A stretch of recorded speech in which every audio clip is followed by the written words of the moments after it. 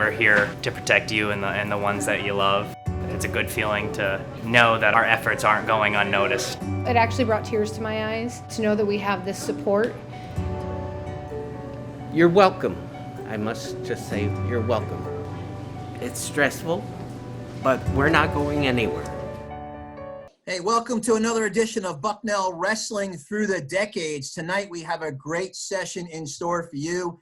We've got former wrestlers from the 50s and the 60s here tonight, joining Coach Dan Wernsberger and one of our current student athletes, Darren Miller. Darren's a sophomore, 133-pounder from Vandergrift, Pennsylvania, and we're excited to have Darren on the call. We thank him for doing that. My name is Todd Newcomb, and I want to thank Geisinger as our sponsor. Geisinger has been doing great work for the entire community on the front lines, and as always, they do a great job with our student athletes here at Bucknell day in and day out. So without any further ado, I'd like to introduce our guest, and then I'll turn it over to Coach. The first guest on the call this evening is from the class of 1960. That's Pete Fritz. He was a two-year letter winner for the Bison. He was 14-3-2 overall, and he had a third-place finish at the conference tournament in 1959-1960. Our next guest, who is on his way onto the call and hopefully will join us soon, is Bill Graham from the class of 1962. Bill was a two-year letter winner and the team captain in 1961. He was 7-1 during the team's undefeated 9-0 season in 1961-62, one of only two undefeated seasons in program history for Bucknell. Bill's generous support of Bison Athletics has impacted hundreds of men's and women's student athletes, most notably the wrestling program, which he helped restore to full varsity status in 2005 after it had been discontinued. Bill is a member of the EIWA Hall of Fame and the Pennsylvania chapter of the National Wrestling Hall of Fame. Bill was also inducted into Bucknell's Athletics Hall of Fame in 2018. Our next guest, whom you will hear from, but not see, unfortunately, because we can't get the video working, but you'll hear from Ken Brust, class of 1963. He was a three-year letter winner and the team captain in 1961. He had an overall dual mark of 10-4-3 and a third-place finish at the conference tournament in 1959-1960 and a runner-up showing in 61-62. Bill and Ken, incidentally, co-captained that undefeated team in 1961-1962, and combined that year, the two of them had a 14-2-1 record. And our final guest from the class of 1963 is Bill Sweet. Bill was a two-year letter winner for the Bison with a 7-1 overall dual mark. He posted third-place finishes at the conference tournament in 1960-61 and 61-62. So, Coach, it's going to be a great call, a lot of history on this call. I'm going to turn it over to you. Thanks, Nuke. Appreciate it. Thanks, Darren Miller, DM, for being on here as well, and really appreciate you guys. I see Fran Graham on there and Bill, hopefully to join us here soon, and Bill Sweet, Ken, and Pete Fritz. Thanks, guys. This is a lot of tradition here. I mean, we talk to our wrestlers, every year about the tradition of Bucknell wrestling. And to have two classes on here, 1958 and 1962, that are undefeated, that have undefeated seasons is amazing. So looking forward to hearing from you guys, hearing some stories. I've already heard some stories already.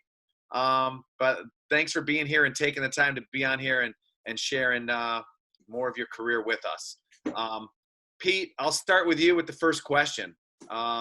Before we get into any more memories, can you update us on your personal life, where you live, talk to us about your career, family, etc. Pete, I'll turn it over to you. Okay, thanks, Coach. Yeah, I came to Bucknell from a small town in New Jersey that when I was a kid, we had more cows than people. And it was a great experience, and I enjoyed every bit of it. We had an undefeated freshman team, which wasn't mentioned, 6-0-1, and then our sophomore year. But I'll get back into that. But when I got out of Bucknell, I went in the Army for 20 years. And when I started off, the first assignment was at Fort Bragg, 82nd Airborne. And I was able to start a wrestling club with the 82nd Airborne, which later expanded to Fort Bragg. And our first year, we wrestled North Carolina freshmen, East Carolina Presbyterian, a couple of smaller schools. Our second year, we had a weekend trip now. And the Army didn't, right? We had to have our own leaves and passes. But they gave us a bus. And we drove up to Navy. We stayed overnight Friday. We wrestled Navy JV in the morning. Drove to Baltimore. Wrestled the Baltimore YMCA Saturday night. Go back to Navy. Go back to Baltimore on Sunday. Wrestled the Baltimore Jewish Center, which had 2 Olympians on the team. And drove back to Fort Bragg and Sid Redley 5 o'clock Monday morning. And that didn't go over well with a lot of people. But after that, I reassigned to Hawaii. And I wrestled 1 year in Hawaii while I was there. And I forgot to mention, Fort Bragg, I got to wrestle on the All-Army team. Excuse me. And the training area was Berlin, Germany. And it was 4 months after the Berlin Wall. Wow. So we had the All-Army tournament there, and then the All-Service tournament. And the winners of the All-Service went to Tehran. So I had the, how do you explain it? They had the one weights, and I'd won the weight, and then they changed to the new ones. And I had to wrestle a 2-time national champ from Oklahoma named Greg Ruth. And I didn't last long. But anyway, reassigned to Hawaii. I wrestled 1 year there and then got on the ground floor, started my coaching career. And I coached the local high school, my off-duty time, led the hood. And then went from there to Vietnam, came back, went to Washington, D.C., officiated that year when I was at the Pentagon. And then the next year when we went to Fort Leavenworth, I started a youth program. And we had 75 kids from the dependents from the military. Okay. And then after that, went to Korea, didn't coach there, but came back to Fort McPherson, started a youth program there. And then I combined it with my community. That was my, lived out in a small town called Lithonia. And based on that, I met the coach at Woodward Academy. And when I retired, he offered me a job. So I went to Woodward and I was there for 20 years. And I was the head wrestling coach for 10. And when I took over the baseball team, my son took over the wrestling team. Sure. So then after that, I became an administrator. I was there 14 years. I was the state tournament director for the state duels. Okay. We settled here in Georgia. Yeah. And as I said, I had a son and daughter. The son, I started coaching him when he was 4 years old. Wow. And in high school, he was the first undefeated 4-time state champion in Georgia. At that time, 101-0. And there was a guy that just broke that about 4 years ago, 170-0. So a big difference. But then he had a career. He was there for 17 years. And he won 469 matches and lost 170 and had several high school All-Americans. But our family settled here in Georgia. And we've been here for 47 years. Wow. And then a year ago, we moved into the senior citizen retirement community. Wow. That's where we are now. Well, that's great. Thanks for sharing that. Amazing career, especially coaching wise. I knew you spent many years in coaching, and that's awesome. That's giving back to the sport. Bill Sweet, I'll turn it over to you. Just give us a brief update on where you're at now, your career, family, where you live. Just need to. Perfect. My career was not a storied one in coaching like yours, but I was basically self-employed most of the time when I got out of college. And I was in the gasoline business, and we did car washes and C-stores and things like this for many years. And then I got into commercial real estate, and it was involved with that. And still am involved with that. And we have some commercial real estate throughout Delaware and New Jersey. Small places, not big ones like this, but very, very challenging. And it was a lot of fun. My wife and I just celebrated our 50th anniversary 3 weeks ago. And that how she put up with me, I don't know, but that's what everybody else says too. And I have 3 kids, a daughter and 2 sons. And my older son, as I said, played Bucknell for, I think it was Craig Reynolds was the coach for soccer. And he loved it here and still comes back once in a while. That's pretty much my story. I just worked hard for 45 years and just happy I did. Can you touch, hey, congratulations, but can you touch base just really briefly on what you talked about earlier about legacy within your family and your history legacy with Bucknell? Can you talk about your legacy at Bucknell? So your family and who all was there? Oh, my legacy. Oh, yeah.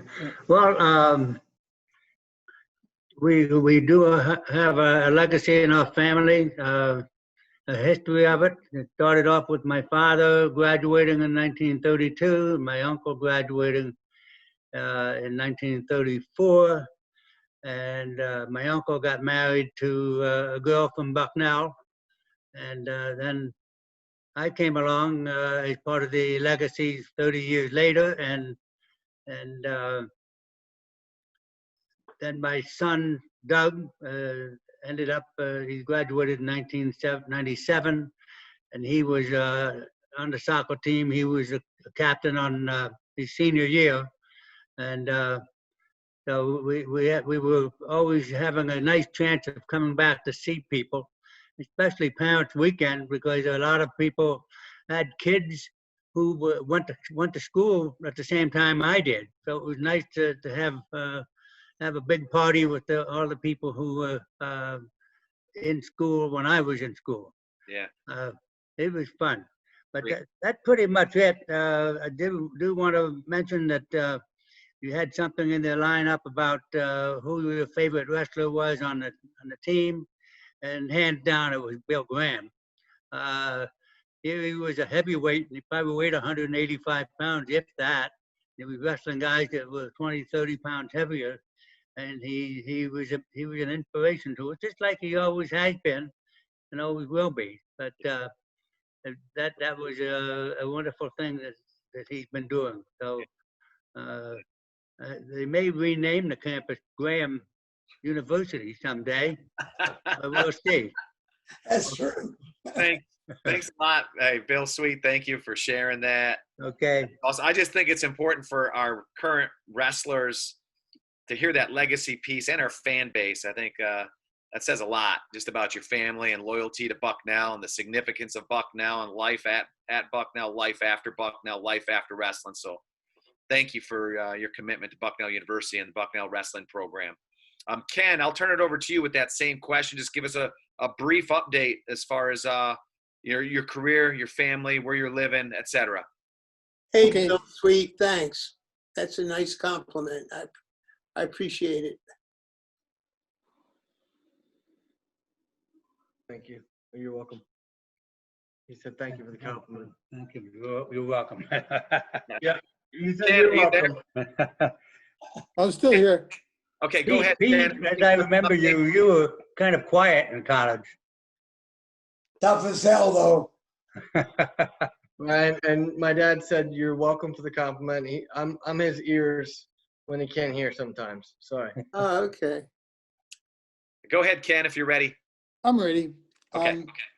After Bucknell, I was going to be drafted. To the Vietnam War was going hot and heavy, and I didn't think that was a good idea. So I went in the Navy to become some sort of an engineer in the Navy, except I got the wrong program. And I was there for about a week, 2 weeks, maybe 3 in the indoctrination. And I went to the sergeant and said, Sarge, when do I get to go to the jet shop? And He said, what the hell are you talking about? I said, oh, you know, I'm here to work on the jet engines. It's the engine of the future and stuff. He said, that's not what you're here for. I said, what am I here for? He said, you're going to be in the back seat of a airplane. I said, no, I'm not. He said, you signed the papers. And what do I have to do to be in the front seat? He said, 5 years instead of 3 and go take the eye test again. So that's what I did. Then I was in the Navy for 5 years. I got 1 tour in Vietnam. And when it's time to get out, I was going to get more tours. I thought that's not a good idea either. So I went with TWA. So I stayed with TWA 32 years and then retired. And when I did, I came up here to the Adirondacks, upstate New York. And this is really super up here. We play golf, we use the kayaks, we swim, we hike. That's summertime, but the best time is the wintertime. In the wintertime, we live right near a ski mountain. And I think maybe 3 days a week, I'll ski at the mountain just for the sheer fun of it. 1 day a week, I teach teachers who teach kids at the Double H Hole in the Woods Ranch. And I'm also an instructor at the Double H teaching the kids. So I've got weekends teaching the kids, Wednesdays teaching the instructors, and the other days ski for fun. Hey, I can't beat it. Just love good it. man, Ken. Good job. I also have a daughter with a husband who has, and they have twins. They live in Ireland. So Wow. that's it. That's it in a nutshell. Wow. Ken, that's awesome, Ken. Thanks for sharing. I appreciate that. Mr. Graham, we'll turn it over to you, Bill. If you could just give us give everyone an update, everyone out there, our fan base, our alumni base, and our current wrestlers, just even though we have a decent idea where you're at, what you're doing, talk about your family a little bit. Well, I guess I'll start way back when I was at Bucknell. I don't know whether you can hear me. Can you? Yes. Yeah. Yeah. You can see me, I guess. Yeah. But I played football and I wrestled, and I had a 2.000004 grade point average. So I thought, if I'm going to be successful in business, I better drop something. And I wasn't that good at wrestling or football, so I picked wrestling. And I was a walk-on, and Bill Rabley was the coach. And he said, Graham, you're going to wrestle 170. And I said, well, I weigh 205. And Bill, you thought I was a little lighter than I was. But I was 6'1", 205. And there wasn't any way I was going to pull 30 pounds. So I said, well, will you let me try out against this guy? He was New Jersey state champ. He was 6'4" and 270. So he was a big boy. And I don't know whether you remember Pete, Ned White. Yeah, I do. Lawrenceville Academy. Yeah, right. So anyway, Rabley made me try out to make the team for every single match. So if we had 2 matches in a week, I had 2 tryouts to make the team. And fortunately, I never lost. I beat him every time I wrestled him. And I was very happy with that. And the number 2 is not really appealing to me. I like to be number 1. So I wrestled, for 4 years for Bucknell. And then I graduated, and I had a job offer from Union Carbide. And you'll laugh at this. It was $7,500. And that was the highest job offer anybody in our class got. So I said, yeah, that's great. And so I told my father, and he said, what are you talking about? I thought you were going to come into the business with me. And he had 5 people, himself and actually 4 people, himself and 3 clerical people. And so I was the 5th employee of the Graham Company. We have about 200 people now, so we've grown. But, I just focused on building the business, and we're now, I think the 52nd largest broker in the country. And, I'm still very intent on winning no matter what. So I've enjoyed that, and I've enjoyed sitting with Pete Fritz during a couple of matches, and I go to as many matches as I can go to, but I take some time off in the winter to relax. And I had 2 months ago, I collapsed in the street. Wow. And so they rushed me to a hospital in an ambulance. And it turned out that I had COVID, that Wow. disease that's going around. I had COVID and I had a blood sugar of 2,000 Ooh. because my insulin pump was broken. And then I also had pneumonia. Oh, So I was in intensive care for 4 days. And they finally pushed me out, and I went to a rehab center for about a month. And I still can't walk without a walker. And that's the most humiliating thing for somebody that, I was pretty aggressive as a wrestler and, won a few matches and was captain of an undefeated team. There were 2 undefeated teams in Bucknell's history, and I was co-captain of one of them, which I'm very proud of. And Pete was on the other undefeated team, I think. Is that right, Pete? yeah, that's right.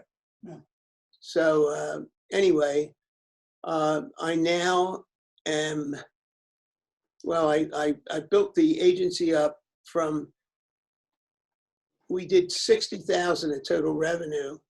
And last year we did 61 million of total revenue. That's commissions and fees. So, and I'm sort of known in the insurance business as someone that doesn't like the number 2. And so I am pretty aggressive about winning, and I am still now.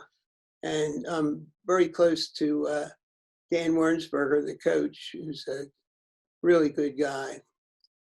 And I'm sort of rambling now, but I'm just sort of going over what's happened since I graduated. Yeah. And we now have 197 employees.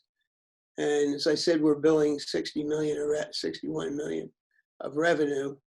And we're, I think, the 52nd largest broker in the country. So again, it's a good feeling because I really hate to be number 2. And Awesome. 52 is bad enough. But, Well, thanks, Bill. Really appreciate you, man. We love you, man, so much, and so grateful and thankful for your career, what you mean to Bucknell Wrestling alumni, our current Bucknell wrestlers, myself and my family. Forever grateful for being able to come to work at such a magnificent place and facility each and every day. And we have you to thank for that. And I'm glad you're getting healthy and starting to get well again. And we continue to pray for you. I know that each and every day I do. So thanks for all that you do. At this point, I want to turn it over to our student athlete, Darren Miller, to be able to ask a question to each of you guys. I know we got a little late start with this Zoom tonight, but I wanted to get our 133-pounder Darren Miller in here. He was a true freshman for us last year. Outstanding scholastic careers. He was a AAA Pennsylvania state champ, and he had a fantastic freshman campaign. Really, really high ceiling for this guy. Future looks bright as far as getting on the podium and competing for a national championship. I'll turn it over to you, Darren, at this time to ask some of these historic guys here that built so much tradition with these undefeated programs. Fire away, ask them a question. Thank you. So I have a question for all the alumni, and it's what advice would you give me or any other wrestler right now on the team? Some advice about the college wrestling experience or the Bucknell wrestling experience. Who do you want to ask that to, Darren? Pick a guy. I'll ask Pete, Mr. Fritz. Knowing that Bucknell and knowing how stringent it is academically and the whole bit, to try to balance the two, you don't have much time for anything else the rest of the season. It's study, go to practice, go to class. And you made that decision, we all made it. And if I had anything to say, I'd say don't let anything interfere with that. And that means girls, that means partying, which you probably don't do anyway. But just focus on, for those 3 months, that's what you got to focus on. Thank you. I would say that maybe 12 months you want to focus on that. Yeah, there you go. Like you did, Bill, right? I got you. What do you want to ask next, Darren? I'll ask Mr. Sweet a question. It's, what advice would you have about networking and finding the right job after Bucknell? What advice do you have about networking and finding a job after Bucknell? That's a tough one for me. In this world, and I think Bill Graham will agree, networking is one of the most important things you can do, but you have to get your name out. You have to get your opinions on things, and don't be afraid to do some networking, because it'll pay off dividends later on. And I know my dad's going to kill me for this, but I'm very proud of him from what he's done. And he told me when I turned 30, that was when he started his own business. So he also is a huge fan of Bill Graham. Bill, he's asked me to make sure that you know that he's a huge fan of yours. But he didn't know what he wanted to do until he was 30. And then he started in the gasoline business, and he sold his business for $55 million about 10 years ago. So I'm proud of my dad. I'm sorry to step in. Don't yell at me later, but that's my answer for my dad as well. That's great. Thank you. That is great. That is awesome.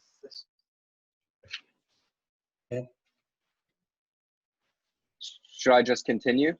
You shall just continue, my friend. Thank you. Mr. Graham, what would you say was the most memorable experience you had while on the team? Like, what was your best match, your favorite match on the team? I would say most of my matches were my favorite, because I think I lost one match my senior year on riding time. And I really like winning. And so I'd say most of my matches were very enjoyable. And by the way, I was scared to death. Bill, there's Dana. Hi, Dana. How you doing? Hey. I was scared to death before every match. I could be wrestling a guy that had been pinned by 3 people that I had beaten, and I was still a nervous wreck before the match. Although once I tied up and got started, then I was pretty comfortable and, didn't mind winning, and really tried to hammer whoever I was wrestling. Darren, Thank you. can I interject? Darren, can I interject? Yes, of course. No. Oh, thank you. In our sophomore year, Bill's sophomore year, they had the Rose Bowl wrestling at Wilkes College. The Midlands took over from there and everything, but that was the biggest one. They would come in from University of Michigan, all over. And Bill got to the semifinals, and he wrestled a guy named John Raber. And the next year, John Raber was his assistant coach at Bucknell, and took third as a sophomore in one of the most prestigious tournaments that we had at that time. That's awesome. Miller, you want to ask Ken? Yeah. One more Yeah, question I will. here, and then I'll end with one. Okay. My last question would be then, like, whenever you were recruiting for colleges, and I know everyone's experiences were different, I just wanted to know, like, what made you choose Bucknell for academics and wrestling? I think this answer is not going to please you a whole lot.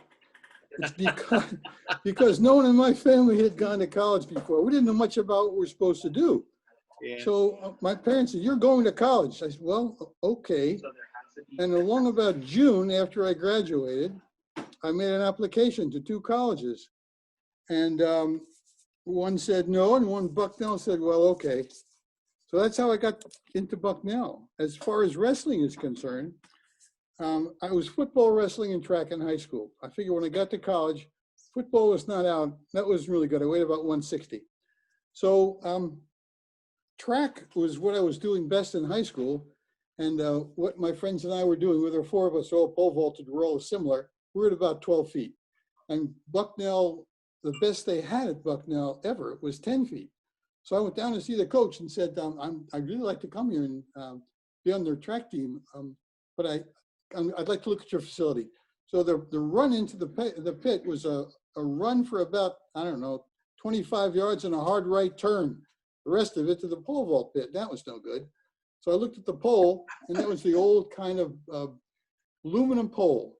And that was no good either. We already would graduate to the next step, which was the Swedish steel pole. So I asked him if it would be getting another pole so I could, jump. I can't jump 12 feet with an old pole like that. He said, "Well, you come here and we'll see how you do." I didn't think I liked that answer either very much. So it was wrestling. So I just clunked into wrestling. We didn't have a coach that knew how to wrestle in high school.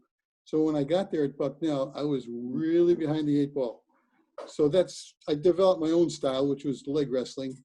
But I think it's illegal now to use a figure 4 on the body, but that's what I did. And so I can't help you with anything you really wanted to know.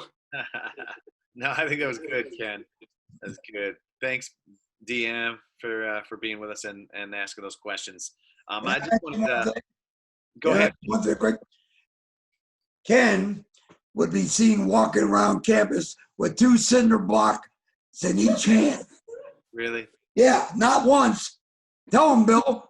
Just about every day, walking around with cinder blocks. Did you hear that, Darren Miller? I was so far behind the 8 ball and knowing what to do. You didn't hear that, Miller? No, I did. You better be walking around campus with 2 cinder blocks. Next time I see you, I want to see those. Mask on and cinder blocks. I've heard rocks and backpacks. I've never heard cinder blocks. Well, I want rocks and backpacks and cinder blocks and your mask on around campus. All right, I'll do that tomorrow. I want a picture of it, and we're going to send it to each of these guys. Yeah, right. All right. Is that a deal? Yeah, I just need to find cinder blocks first.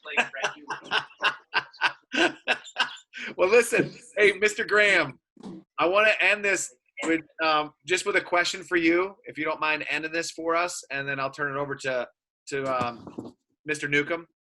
I think it's important for our fan base to hear from you and our wrestlers.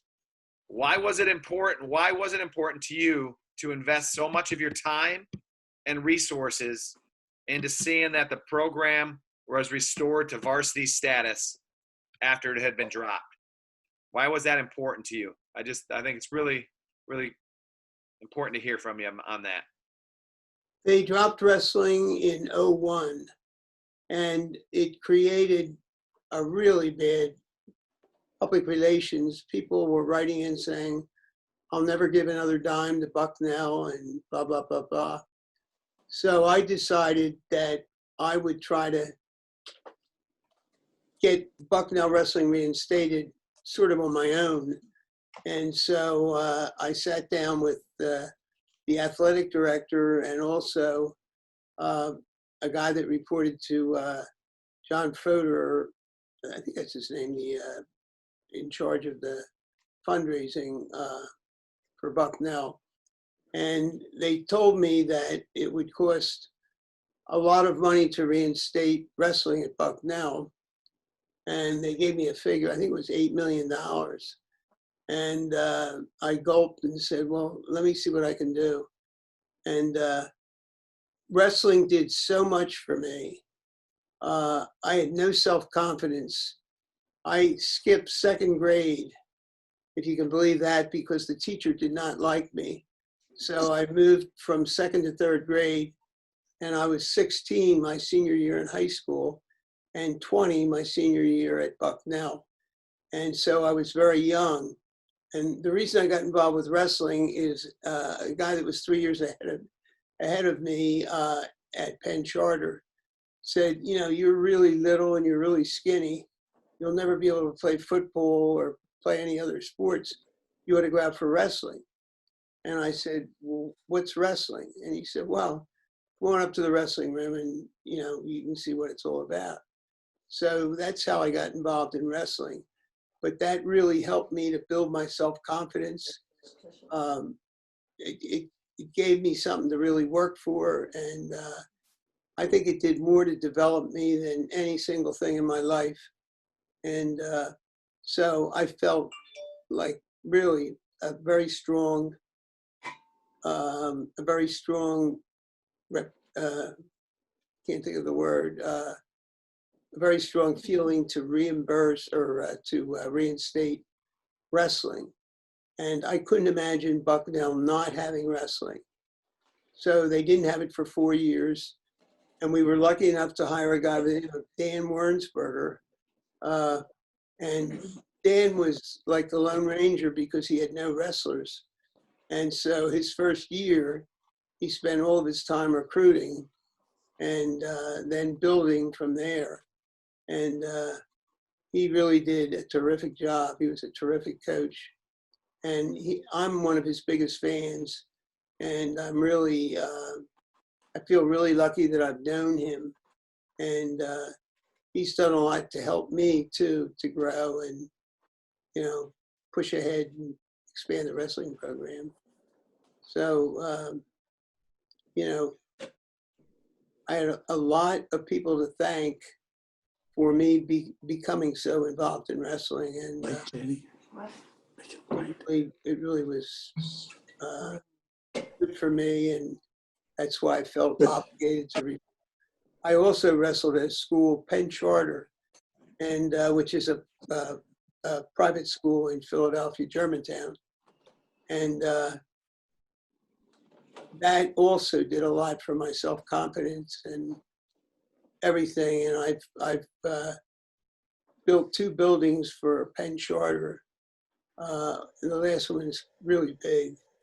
And the other one is swimming, basketball, and wrestling.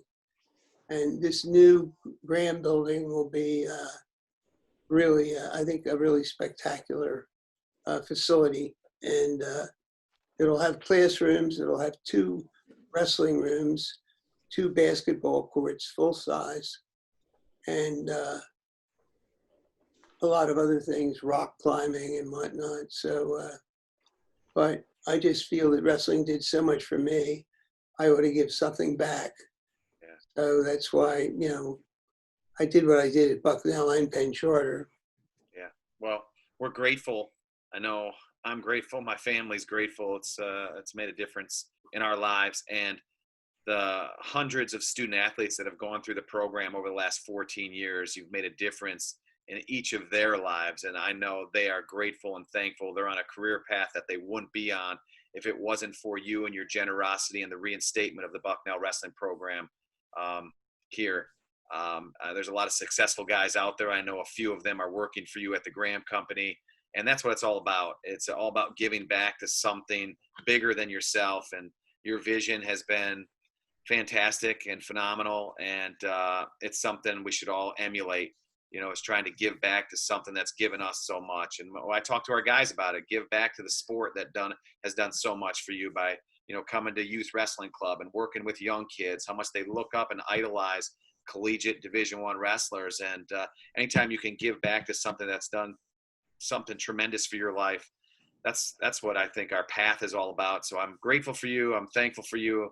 And I'm grateful for all the guys on this call. The tradition and history here is second to none. When you're talking to 2 classes, a 1958 undefeated team and a 1962 undefeated team, it doesn't get any better than that.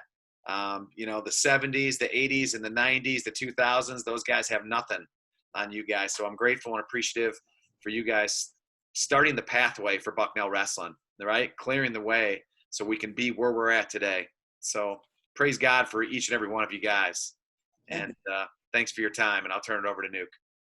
Thanks, Coach. What a great session. And as you mentioned, so much terrific history of Bucknell Wrestling. I want to first turn my attention to Darren. Darren, thanks for taking the time to join us tonight. I want you to stay safe the rest of the semester. Good luck with your grades and the academic part of it. And we're keeping our fingers crossed that come wintertime, you guys are going to have a season and you'll be out there competing on the mat. And when you are, we know you'll do great. So again, thank you for joining the call. And to reiterate what Coach said, you know, the 4 alums that are on this call have done so much for Bucknell Wrestling, both in your careers on the mat when you were here as students and undergraduates, and what you've done to represent the university since then is really phenomenal. And I can't thank you enough for all the support you continue to give our current student athletes. Cannot compete at the level they do without the support that we have gotten from our alumni base. And that is known throughout Bucknell athletics, but in particular in the Bucknell Wrestling family, where the support is phenomenal. So I want to thank you for joining the call tonight. And for those of you at home that watched, thank you for doing that, and go Bison.